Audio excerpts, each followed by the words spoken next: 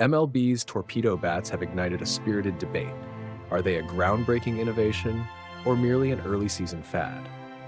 In the first week of 2025, these oddly shaped bats have captured headlines, thanks largely to the Yankees' offensive explosion, and now industry insiders are weighing in on their true impact.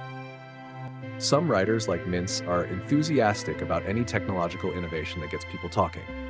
He argues that while it remains to be seen how much the bats will move the needle statistically, their novelty and the buzz they generate are undeniably good for the game. He envisions that as pitchers adjust their strategies, the Torpedo bats might eventually have a minimal impact, much like past equipment trends that surged and then faded. Shusterman, on the other hand, cautions that we're working with an insufficient data sample right now. He's curious whether these bats truly help hitters make better contact or simply enhance power, given that hitting is already one of the toughest skills in sports. He also wonders which type of hitter might benefit most, whether it's the traditional power slugger or a more finesse-oriented contact hitter, and stresses that further analysis is needed once a larger volume of batted ball data is available. Meanwhile, Dorsey reminds us that while the hype is palpable, Torpedo bats are not entirely new.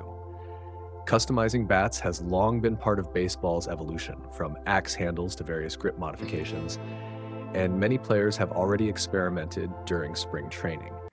He predicts that most everyday players will likely stick with what feels comfortable, reserving Torpedo bats for those looking to fine-tune their approach. In short, the Torpedo bat phenomenon might be a temporary blip, riding the wave of media hype fueled by recent offensive outbursts, or it could signal a new era of hyper-personalized equipment in baseball. As teams and players continue to experiment, only time and robust statistical analysis will reveal whether these bats offer a lasting competitive edge or will simply join the pantheon of baseball fads. What's up, baseball tech enthusiasts and fans of the long ball? Welcome back to the channel for a deep dive into the hottest topic in Major League Baseball right now, the Torpedo bat. These uniquely shaped bats have burst onto the scene early in the 2025 season, largely thanks to the offensive explosion of the New York Yankees, and they've sparked a ton of debate. Are these bats a valuable new technology that's here to stay, or just an early season fad fueled by hype? Today, we're breaking down the expert opinions from MLB writers at Yahoo Sports to get their take on this fascinating phenomenon. The video you sent over features the thoughts of three MLB writers, Mintz, Shusterman, and Dorsey, who offer their perspectives and raise some key questions about these Torpedo bats. Let's jump right into their analysis. Question 1. Is the Torpedo bat's craze good for the game? Mintz believes it is, at least for now, while acknowledging that the actual impact of the bats might be negligible in the long run as pitchers adjust. He's all for any technological innovation in the sport. He thinks anything that gets people talking about baseball is ultimately good for the game, even if the popularity of Torpedo bats eventually ebbs and flows like other equipment fads in history. Shusterman agrees that it's too early to definitively say, as there isn't enough data yet. However, he finds the idea of hitters using technology within the rules to gain an advantage against top pitchers to be a positive thing. He sees it as a natural response to the technological advancements made by pitchers in recent years, which have led to more strikeouts. If hitting a baseball is indeed the hardest thing to do in sports, then any smart experimentation to improve hitters' chances is intriguing. Dorsey urges everyone to take a deep breath, reminding us that it's only been 1 week of the season and most players have only been using these bats for a few months. He thinks it's a bit extreme to ask if Torpedo bats will somehow change baseball at this point. That being said, he believes innovation is generally good, and just as pitchers have found new ways to improve, hitters have the right to do the same with their bats. Question 2.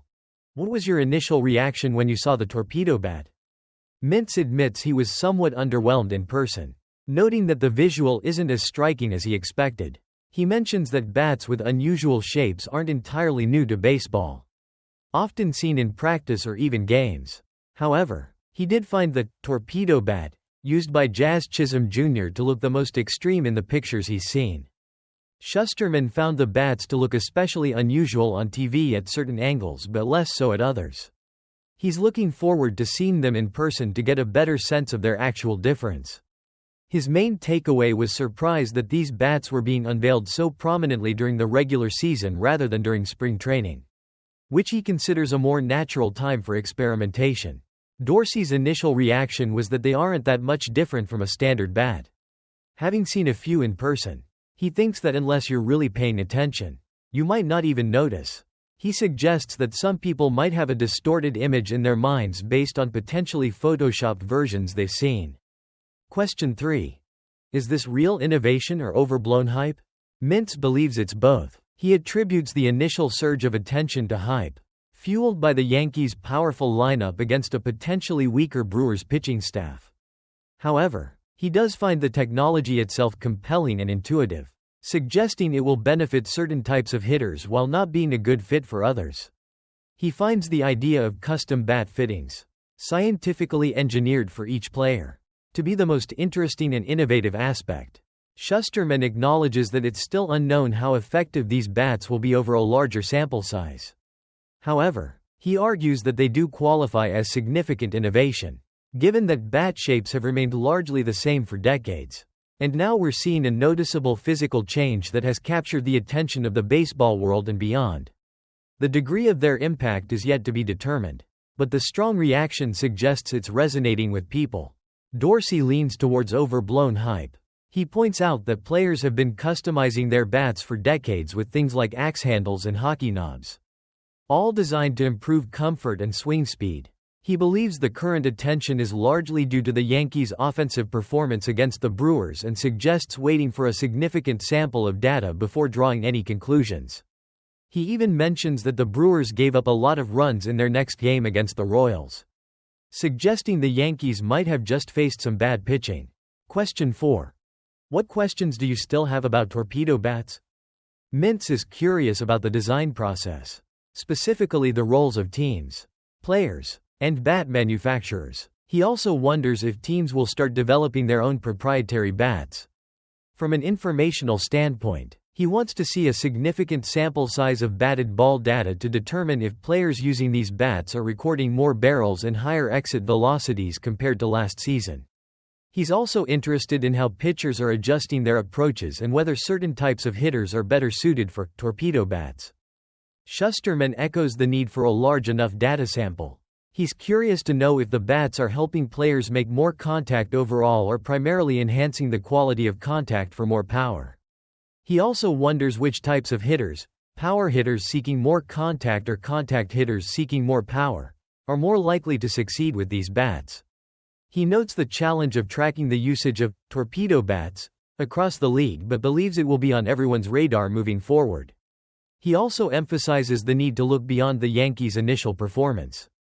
Dorsey wants to see a full season's worth of batted ball data, including average exit velocity, contact percentage, and barrel percentage, to assess the true impact of these bats. However, he expresses skepticism about how easy it will be to gather this data, given that players use multiple bat models from different companies. Question 5. Where do you think things will go from here?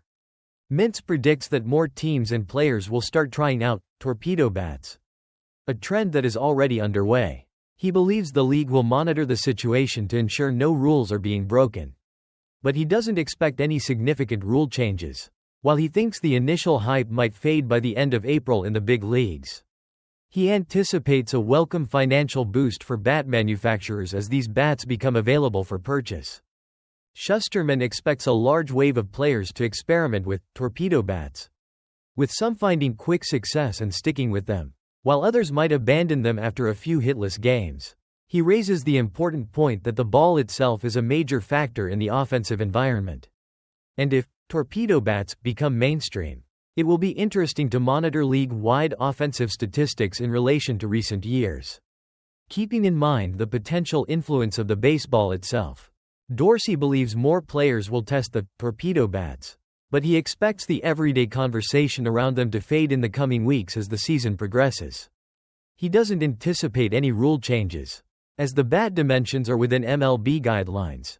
He's also skeptical about how many players will actually switch bats mid-season, given how particular hitters are about their equipment. He anticipates more testing of torpedo bats during the offseason and spring training next year. So, there you have it. The expert opinions on the torpedo bat craze. It seems the jury is still out on whether these bats are truly revolutionary or just a flash in the pan. The early results have certainly been eye-catching. But as the writers point out, we need more data and a larger sample size to draw any definitive conclusions. What are your thoughts on torpedo bats? Do you think they're here to stay? Or will they fade away as the season goes on? Let us know in the comments below. Don't forget to like this video. Subscribe for more in-depth analysis of the latest trends in baseball. And hit that notification bell so you don't miss any of our future content. We'll see you in the next one.